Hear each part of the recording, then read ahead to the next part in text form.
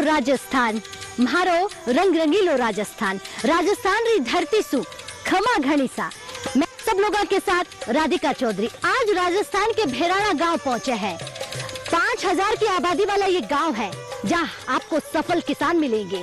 राजस्थान का एक ऐसा गांव जहां आपको तमाम योजनाओं से लाभान्वित होते हुए किसान मिलेंगे जो सरकार की तारीफ करते हुए नजर आएंगे। आपको बता दें, आज हम जयपुर के एक ऐसे गांव में पहुंचे हैं जहां मत्स्य पालन हो, गौ पालन हो, मुर्गी पालन हो या तमाम उन योजनाओं की बात करें तो किसान आपको अपनी जुबानी और आमदनी को दोगुनी करते हुए बताएंगे। तो आप भी हमारे साथ चलिए, लेकिन याद रखिए, राजस्थान आए और ऊंट की सवारी ना करें तो ये सफर और ये कार्यक्रम अधूरा रह जाएगा। चलिए हमारे साथ।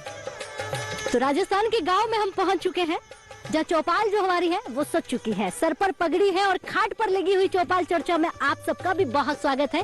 सबका यहाँ पर राम राम करते हैं जितने भी हमारे किसान भाई है। राम राम साहब।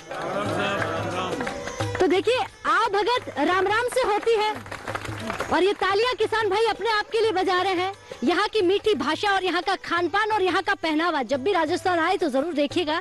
लेकिन अब राजस्थान के पहनावे और भाषा के साथ साथ कृषि के क्षेत्र में राजस्थान आगे बढ़ रहा है। किसने कहा कि राजस्थान में पानी की कमी होने की वजह से किसान जो है खेती बाड़ी से दूर हो रहा है? ऐसा नहीं है। आज की चर्चा में देखिएगा और यहाँ पर किसानों की तादाद देखिए, कितने किसान बैठे हुए हैं। यहाँ पर किसान, महिलाएं, युवा और यहाँ के एक्सपर्ट मौजूद हैं जो आज आपको बताएंगे कि मिश्रित पशुपालन क्या होता है, समन्वित खेती, कृषि विविधीकरण, तमाम उन मुद्दों पर हम बात करेंगे, तमाम योजनाओं पर बात करेंगे जो सरकार की बनी हुई है और किसानों तक पहुंच रही है। सबसे पहले जो हमारे यहाँ पर एक्सपर्ट बैठे हुए हैं, मैं से ही चर्चा शुरू करूंगी। जी सर, नमस्कार, खड़े होइए।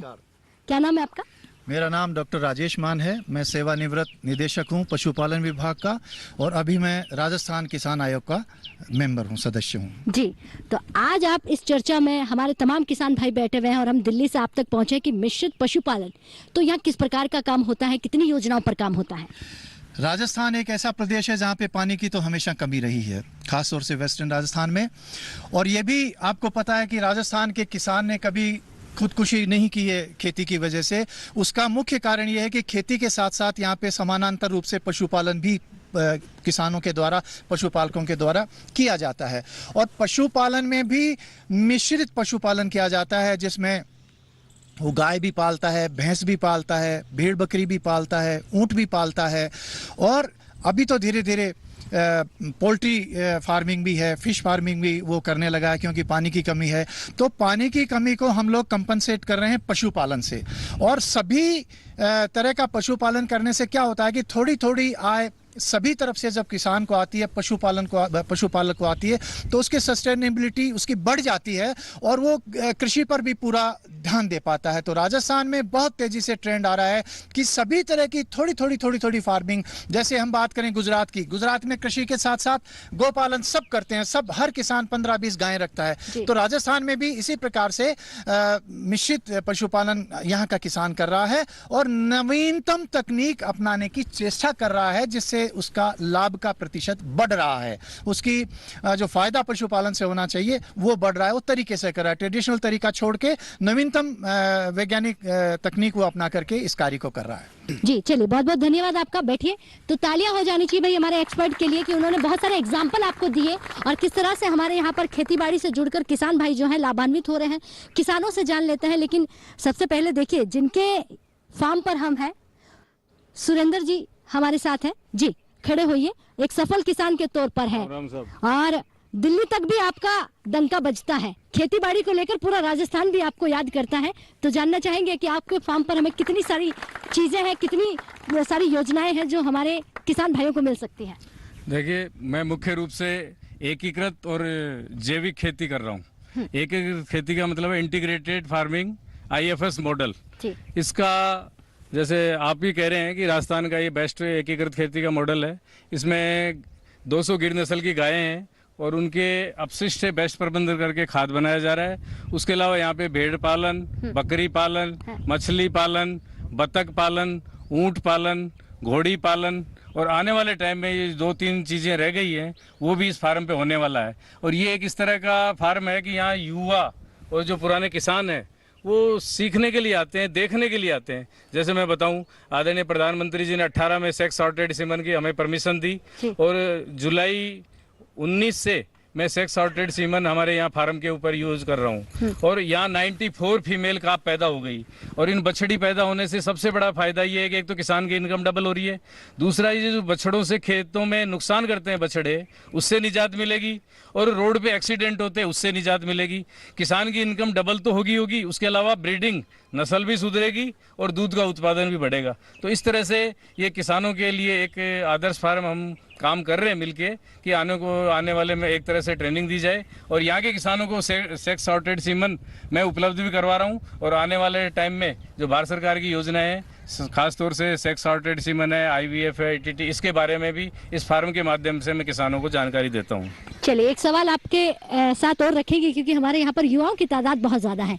आपने शुरुआत जो है वो कितनी गायों से की और आज जितना बड़ा आपने कारोबार खड़ा किया है इसमें समय कितना लगा?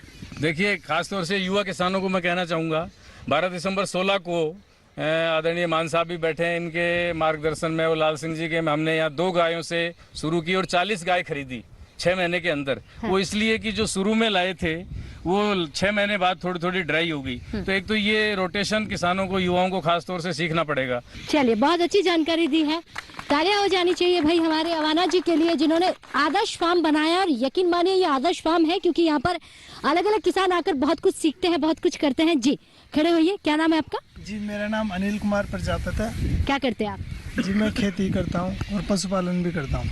अच्छा, ये जानकारी आपसे कहाँ से मिली? ये एक तो पारंपरिक रूप से मिली, हमारे जो पीढ़ी दर पीढ़ी मिली, और कुछ यहाँ सर के फार्म पे आने के बाद में बूस्ट की जानकारी। हाँ। और अभी मेरे पास 3 तो गिर गाय है और 4 भैंस है। तो उसमें सबसे बड़ी समस्या ये आती है कि जैसे गाय तो दूध 7-8 महीने देती है, उसके बाद में 1 साल तक वो मतलब प्रेग्नेंट नहीं होती, हीट में नहीं आती। और दूसरी बात, जो 1 साल का उसका जो पीरियड होता है उसमें उसका जो मेंटेनेंस है वो ज़्यादा महंगा पड़ जाता है। तो आप दूध के अलावा, दूध क्योंकि गाय का दूध ही है, दूध में भी उसका क्या है कि आधा उसके बछड़े के ऊपर चला जाता है और आधा अपने हिस्से का, तो वो उतना अपन उससे इनकम नहीं कर पाते। तो मेरा क्वेश्चन ये है कि दूध के अलावा अपन और कैसे उसमें अपन इनकम ला सकते हैं, जैसे गौमूत्र, गोबर या उसके जो प्रोडक्ट्स अपन कौन से कुटीर उद्योग ला सकते हैं, उसके बारे में जानकारी चाहिए। चलिए बैठिए, बहुत अच्छा सवाल पूछा आपने, हमारे एक्सपर्ट जो बैठे हैं उनसे ही जानना चाहूंगी। जी सर, खड़े होइए आप। क्या नाम है आपका?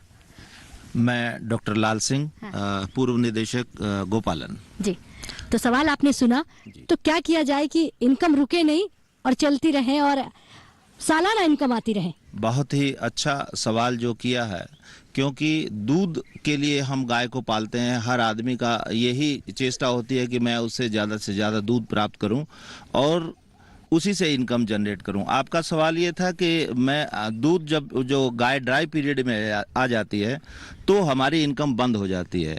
यहाँ पे 2 उनके लिए सुझाव हैं कि एक, आप अपने एनिमल्स को मिनरल मिक्सचर आवश्यक रूप से देवें ताकि वो जैसे ही 2 महीने का या 2.5 महीने की ब्याई को पार्चुरेटेड हो गई हो या वो ब्याह गई हो, उसके 2.5 महीने तक वो वापस दोबारा गाभिन हो सके, जिससे आप अब उस गाय के जो ड्राई पीरियड है, जो सूखा पीरियड है, उसको आप कम कर सकते हो।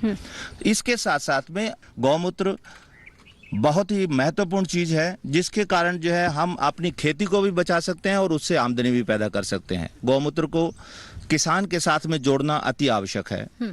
और जो भी किसान भाई जितने भी यहाँ पे आए हुए हैं, सबके लिए ये है कि भी वो अपने जितने भी गौवंश हैं उनका गौमूत्र को इकट्ठा करें। और गौमूत्र को इकट्ठा करने का बहुत ही सिंपल तरीका है कि आप जब भी सिखा सकते हो अपनी गाय को कि मुझे कब, तुम्हारे से उस गाय से यूरिन कब लेना है। आपको थोड़ा सा मेथड को डेवलप करना पड़ेगा। जैसे हम अपने ऊंट को भी सिखाते हैं कि हल चलेगा, ऐसे ही हम अपने बैल को सिखाते हैं कि वो भी हल चलेगा, क्योंकि वो किसान ही उसको सिखाता है। इसी तरह से किसान गाय को ये भी सिखा सकता है कि मुझे तुमसे यूरिन कब लेना है। तो बहुत पक्के मकान नहीं है या बहुत पक्की फर्श नहीं है तो भी आप यूरिन कलेक्शन के सिस्टम को बना सकते हो। जब भी ऐसा जब आपने कलेक्शन कर लिया तो ये सिंपल चीज है कि यूरिन कभी भी खराब नहीं होता। चाहे 6 महीने पड़ा रहो, चाहे साल भर पड़ा रहो, 2 साल पड़ा रहो, यूरिन कभी खराब नहीं होता। आप सिंपल यूरिन का आपकी क्रॉप पे स्प्रे भी करेंगे तो 15 दिन तक उस पे कोई भी कीट नजदीक नहीं आएगा। ये उसको बेचने की आवश्यकता नहीं। ये उसको कीटनाशक जो वो लेके आता है बाजार से, उनको अगर आपने पैसा कम कर लिया तो ये उसकी बचत हो गई ऑटोमेटिकली। अगर आप बेच सकते हो तो बेच सकते हो, उसमें कोई दिक्कत नहीं है। लेकिन अगर आपने अपने घर में भी उसको काम में ले लिया तो ये बहुत बड़ा महत्वपूर्ण काम हो, उसके लिए हो गया कि उसने अपनी सेविंग कर ली। अब आपने स्प्रे करने का बाद में 15 दिन तक क्रॉप पे कोई कीट नहीं आएगा। आपको रिपीट करना है कि कोई भी डिजीज आने से पहले फिर आप उसका स्प्रे कर दो। बार बार स्प्रे करने से 3 या 4 बार में एक क्रॉप जो है पकने की स्थिति में आ जाती है। तो आपने जो इंसेक्टिसाइड्स जो छिड़कते हैं उनसे आपका बचाव हो गया, उनके पैसे पे जो उनका पर जो पैसा खर्च होता था उसको आपने कम कर लिया, और साइमल्टेनियसली आपने अपनी एक जैविक विधि से आपने अपनी खेती को बढ़ा लिया। जी चलिए, बहुत धन्यवाद। तालियां हो जानी चाहिए भाई हमारे एक्सपर्ट के लिए। जो तमाम यहाँ पर युवा बैठे वो सवाल भी पूछ रहे हैं, और भी यहाँ पर किसान भाई हैं। जी, क्या नाम है आपका? मेरा नाम जीवन राम गुजर है। हाँ। और मैं इसी भराना गांव का हूँ। हाँ। अब हम जैसे ये ऑर्गेनिक खेती भी कर रहे हैं। अब सीखे आवाने जी से यहाँ इस क्षेत्र में जब आए नहीं, इनसे सीख मिली है कि ऑर्गेनिक खेतियाँ और पशुपालक से ये मिश्रित ऐसा करने से काफ़ी कुछ होगा। इनके यहाँ इसी फार्म में हम आके देखे भी है, और देखने पे हमको अच्छा वो मैं तो समझ में भी आ रहा है। लेकिन जैसे गिर गाय भी रख रहे हैं, भेड़ भी है, बकरी भी है, ऑर्गेनिक खेती भी कर रहे हैं। मिश्रित मैं स्वयं भी कर रहा हूँ। 8-10 मेरे पास गायें हैं और भेड़ भी है, बकरी भी है। लेकिन हम ये जानना चाहते हैं कि एक तो ये लंपी के जो बीमारी, इसका टीकाकरण है, कैसे इसका अब क्या होगा, ये जानकारी। दूसरा कारण कि बकरी और भेड़ पे गवर्नमेंट, राजस्थान सरकार व राज्य सरकार और इंडिया लेवल पे जो भी हमारे को लाभान्वित का क्या तरीका है, क्या नहीं है, उसकी जानकारी हम लेना चाहते हैं। चलिए बैठिए आप, बहुत अच्छा सवाल है आपका। तो कई सारे सवाल हैं इनके मन में, और उनकी जानकारी जो हमारे एक्सपर्ट हैं वो देंगे। जी सर, आप खड़े होइए। क्या नाम है आपका? मैं प्रोफेसर कर्नल A.K. गहलोत हूँ। हाँ। पूर्व कुलपति वेटनरी विश्वविद्यालय राजस्थान। एक बीमारी जो है राजस्थान में आजकल बहुत ज्यादा चल रही है, तो उसका इलाज है जो आपको बताना पड़ेगा, क्योंकि किसान बड़े परेशान है। देखिए, किसान भी परेशान है और उपभोक्ता भी परेशान है, क्योंकि दूध की कमी हो गई लंपी स्किन डिजीज के कारण से। और ये हमें ये समझना चाहिए कि ये बीमारी एक वायरल बीमारी है, परंतु ये फैलती कैसे है। अगर इसकी जानकारी पशुपालकों को, गौपालकों को हो तो वो शायद बहुत आसानी से इसका बचाव कर सकते हैं। जो काटने वाले कीट हैं, जैसे मक्खी है, मच्छर है, चींचड़ है, इनसे एक रोगी गाय से काट करके ये खून चूस करके दूसरी जो निरोगी गाय है या स्वस्थ गाय है उसको जब काटते हैं तो वायरस ट्रांसफर हो जाता है। तो हमें अगर इनकी संख्या कम करें और इनके आक्रमण को कम करें तो बीमारी पे बहुत अच्छी तरह से कंट्रोल किया जा सकता है। और ऐसे बहुत सारे फार्म हैं जहां हम खड़े हैं, ये भी फार्म उसका एक उदाहरण है कि जिन्होंने स्थानीय तरीके अपनाए, अपनी गायों को चारागाह में कम भेजा, अपने गायों के जो शेड हैं उसमें धुआं करके मच्छर और मक्खियों की संख्या कम करी, चींचड़ों का उपचार किया, उनकी संख्या ऑलमोस्ट नगण्य कर दी, और इससे ये लंपी स्किन डिजीज़ फैलने से रोक सकती है। और दूसरी बात यह है कि इसमें वैक्सीन्स अवेलेबल हैं। गोट पॉक्स वैक्सीन पहले से ही अवेलेबल है, सरकारें इसमें उपलब्ध करवा रही हैं पशुपालकों को।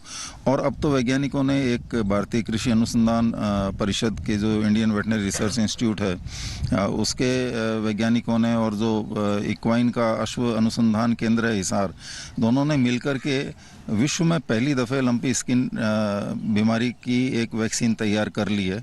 और हमें उम्मीद है कि ये अगले कुछ दिनों में ये वैक्सीन भी बाज़ार में आ जाएगी। तो हमारे पास में 2 वैक्सीन्स अभी उपलब्ध हैं। गोट पॉक्स वैक्सीन है जो लगभग 100% इफ़ेक्टिव है, और लंपी की जो स्पेसिफिक वैक्सीन बनी है ये वैक्सीन और अच्छी तरह से इफ़ेक्टिव रहेगी।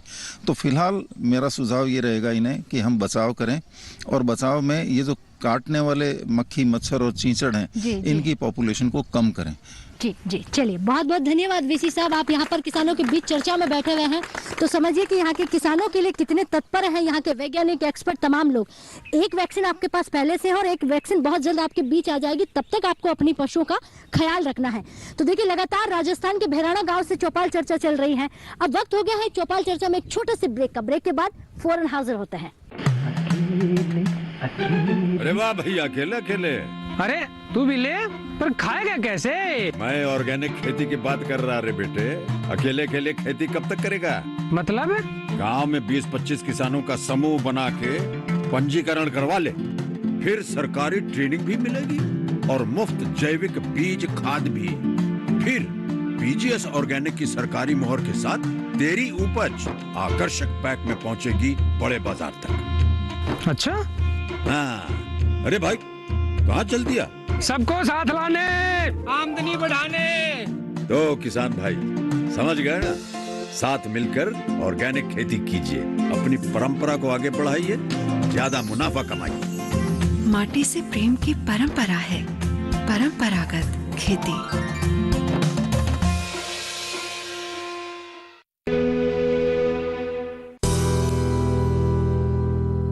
तो चलिए चौपाल चर्चा में एक बार फिर स्वागत करते हैं, चर्चा को आगे बढ़ाते हैं और किसान भाइयों से जानते हैं कि भेराना गांव में चल रही चौपाल चर्चा में कितने सवाल हैं और कितने लाभान्वित किसान हैं। जी खड़े होइए आप।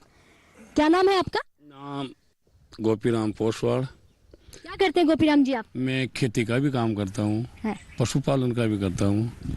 मैं जिंदगी में सभी काम किया है। मैंने पशुपालन का ज्यादा किया है, खेती का भी किया है। मैंने सुना है एक भेड़ 4-5, 3-4 बच्चे देती है, तो वो कहाँ मिलती है और कौन सी भेड़ है, उनकी कीमत कितनी लगती है, इस बात का हमारे को कोई पता नहीं। हम जानकारी ले। ठीक है, आपके सवाल का जवाब देते हैं, बैठिए आप। तो बहुत सारे सवाल हैं, अभी हमारे एक्सपर्ट के पास पहुंचेंगे, लेकिन और भी किसान भाई है, उनसे जान लेता है। जी राम राम, क्या नाम है आपका? महताब राम गुजर है और ये पास के 1 किलोमीटर दूर मेरा गांव है, सोरठों का बास। मुझे तो केवल ये गोपी जी से मिलता हुआ सवाल है कि हम इस क्षेत्र में कौन सी गाय, भैंस, बकरी और भेड़ पालें जिससे हमारे पशुपालक और जो कृषि का कार्य कर रहे हैं उनकी इनकम बढ़े। तो उन नस्लों की जानकारी चाहिए, जिस नस्ल को यहाँ हम पालें तो हमारी आय में थोड़ी बढ़ोतरी हो जाए। तो उन नस्लों संबंधी जानकारी हमको चाहिए, ताकि इस क्षेत्र के अंदर भाई ये नस्ल पनप सकती है, इनसे आपकी आय दोगुनी हो सकती है। तो केवल नस्ल संबंधी है, किस नस्ल को पालें, ये एक प्रश्न है। चलिए बैठिए, तो अब एक्सपर्ट के पास चलते हैं, जानते हैं कि ऐसी कौन सी नस्ल जो है हम यहाँ पर लेकर आए जिससे ज्यादा से ज्यादा फायदा हो, लेकिन मिश्रित खेती करते जरूर है, कृषि विविधीकरण से जुड़कर बहुत तमाम काम करते हैं। जी आप खड़े होइए। तमाम सवाल जो ऐसे हैं जिनका जवाब आप दे सकते हैं, क्योंकि आप इन किसानों के बीच रहते हैं। ऐसी कौन सी नस्ल जो है भेड़ या गाय की हो, किसानों को फायदा मिले? देखिए, मैं गाय, भेड़ और बकरी तीनों का पालन कर रहा हूँ और मैंने भारत सरकार की योजनाओं का लाभ भी लिया। उसके बारे में किसान भाइयों को बताना चाहूँगा कि गाय के अंदर राजस्थान में 5 मुख्य रूप से नस्लें हैं जो दुधारू हैं और ऑल इंडिया में फेमस हैं। जैसे गिर है, थार पारकर है, साहिवाल है, राठी है, कांकरेज है। ये सभी दूध अच्छा देने वाले भी हैं और पालने में मिलने में भी राजस्थान में खास तौर से आसान है। तो मैं किसान भाइयों से कहना चाहूँगा, इन 5 ब्रीड में से आप कोई सी भी ब्रीड ले। दूसरा, मैं अभी भेड़ और बकरी के बारे में, बकरी खास तौर से वैसे तो 3-4 नस्ल है राजस्थान में, लेकिन सिरोही को ज़्यादा प्रेफर करते हैं क्योंकि उसमें थोड़ा दूध भी बढ़ता है, दूध होता है उसमें 1-1.5 लीटर। और उसके अलावा जो खास तौर से कॉमर्शियल पर्पज़ से, मटन पर्पज से है, वो भी अच्छी मानी जाती है। तो किसान भाइयों को ये बताना चाहूँगा, सिरोही नस्ल अपन CSWRI भारत सरकार का इंस्टीट्यूट अविका नगर में, वहाँ से भी आप ले सकते हो। वहाँ आप पहले बुक करा दो तो आपको लगभग 6 से 7 हज़ार में बकरी और छोटे बच्चे 3-3 हज़ार में मिलेंगे और बकरा 10 हज़ार में। तो इस तरह बाजार भाव से आधी से भी कम कीमत में वहाँ मिलेंगे और नस्ल वाइज वो बहुत अच्छे होंगे। जहाँ तक है भेड़ की बात, भेड़ मैं अभी CSWRI से अविका नगर से लाया अविसान भेड़ है, जो उन्होंने 3 स्टेट की भेड़ को साइंटिस्टों ने क्रॉस करा के एक नई अविसान इजाद की है। आपकी गुजरात की है और आपकी बंगाल वाली और इनकी मालपुरा वाली, तीनों को क्रॉस करके एक भेड़ बनाई है जो 3 से 4 बच्चे मेरे यहाँ फार्म पे ला रही है। लेकिन वैज्ञानिक ये कहते हैं कि इनको 200 ग्राम दाना देना पड़ेगा। चलिए बैठिए, बहुत धन्यवाद, बहुत अच्छी जानकारी दी आपने। और भी हमारे यहाँ पर किसान भाई है, उनसे जानते हैं। जी क्या नाम है आपका? मेरा नाम देवकरण गुजर है। मैं ग्राम पालवास का रहने वाला हूँ, विधानसभा क्षेत्र फुलेरा है। और मैं ये क्वेश्चन पूछना चाहता हूँ कि हमारे पास मारवाड़ी भेड़ है, उन भेड़ों को भी तीन बच्चे हो जाते हैं। 3 बच्चे जो सुरेंद्र जी ने बताया, लेकिन हमारी भेड़ के भी 3 बच्चे हो जाते हैं, लेकिन उसके दूध कम होता है। इसलिए मैं डॉक्टर साहब को पूछना चाहता हूँ, हम कौन सी भेड़ को अपनाएं ताकि दूध अच्छा हो, क्योंकि भेड़ के 2 ही बोबोए होते हैं, बच्चे 3 हो गए तो 2 ही चूक सकते हैं। एक बच्चे को पालन के लिए हमें दूसरी की माँ का दूध देना पड़ता है। इसलिए भेड़ कौन सी करें? और बकरी बकरी भी 4 बच्चे लाती है। हमारी बकरियों की बात बता रहा हूँ, हमारी बकरी भी 4 बच्चे लाती है, जिसकी इसमें किसी का क्रॉस नहीं करवाया। हमारी जबकि बकरियां वही बकरियां 4, 3, 2 तो बहुत ज़्यादा बकरियां लाते हैं। मैं ये पूछना चाहता हूँ कि हम भेड़ और बकरी ऐसे हमें बताएं, उसमें मांस भी हो और अच्छे बच्चे भी हो, दूध भी अच्छा हो, और मैं ये कहना चाहता हूँ कौन सी भेड़ अपनाएं, ठीक है, वो जिसमें ऊन भी अधिक हो। चलिए बेटी, आपके सवाल का जवाब जो है हम ले लेते हैं। आपका सवाल समझ में आ गया है, लेकिन बहुत एक ही सवाल में बहुत सारे सवाल हो जाते हैं सर। तो सवाल आपने सुना किसान भाई का जी। देखिए, ये बिल्कुल सही बात है कि प्रकृति ने बहुत ज़्यादा बच्चे देने के लिए भेड़ और बकरी को बनाया नहीं है, परंतु वैज्ञानिकों ने अपने प्रयास से और जो पशुपालक हैं, भेड़ पालक हैं, बकरी पालक हैं, उनके लाभ के लिए ये एक तरीका निकाला है और इसमें हमें दूध एक्स्ट्रा देना पड़ेगा, ये बिल्कुल निश्चित बात है। और दूसरी बात जो सबसे पहले आई थी कि अगर ज़्यादा बच्चे देने वाली भेड़ या बकरी है तो उसकी माँ का पोषण हमें अच्छा करना पड़ेगा, उसको दाना देना पड़ेगा ताकि वो अधिक स्वस्थ रहे, बच्चे भी स्वस्थ रहें और उसका दूध भी ज़्यादा पैदा हो, जिससे कि वो 3 बच्चों को दूध पिला सके। और इसके लिए यंत्र भी हम CSWRI या आविका नगर में भी देख सकते हैं, वेटनरी विश्वविद्यालय में भी देख सकते हैं कि मल्टीपल निपल लगा करके बहुत सामान्य सा बहुत छोटा सा यंत्र घर पे भी बनाया जा सकता है कि जिसमें अगर हमारे पास में 4-5 मेमने या भेड़ के बच्चे हैं तो उनको वो एक साथ उसमें से दूध पी सकते हैं और गाय का दूध उन्हें पिला करके सप्लीमेंट किया जा सकता है। चलिए बैठिए, बहुत धन्यवाद आपका। तालियां हो जानी चाहिए भाई जब इतनी अच्छी आपको जानकारी मिल रही हो और वो जानकारी जो आपके काम आने वाली हो। युवा जो हमारे यहाँ पर बैठे हुए हैं उनसे भी सवाल ले लेते हैं, क्योंकि आने वाला जो युवा पीढ़ी है वही कृषि के क्षेत्र को बहुत आगे तक लेकर जाएंगे। जी, क्या नाम है? जी, मेरा नाम गुड्डी काली रावना है, मैं कालवाड़ से बिलोंग करती हूँ। मेरा सर से क्वेश्चन है कि भ्रूण प्रत्यारोपण क्या परियोजना है और पशुधन में क्या लाभदायक है और पशुधन सहायक में क्या कारगर करेगी ये जी परियोजना? तो आपके सवाल का जवाब लूं, और भी यहाँ पर युवा है उनसे भी ले लेती हूँ। जी, क्या नाम है आपका? जी, मेरा नाम प्रियंका है, मैं SDP सेकेंड ईयर की स्टूडेंट हूँ। मेरा क्वेश्चन ये है कि जो किसान भाई है वो फार्म पॉन्ड्स बनाते हैं, उनमें खेती के साथ साथ अगर वो मत्स्य पालन कर सकते हैं तो कैसे करें? तो चलिए युवाओं से सवाल ले रहे हैं तो और भी युवाओं से जान लेते हैं। जी, क्या नाम है आपका? जी, चेतन सिंह। चेतन जी, क्या करते हैं आप?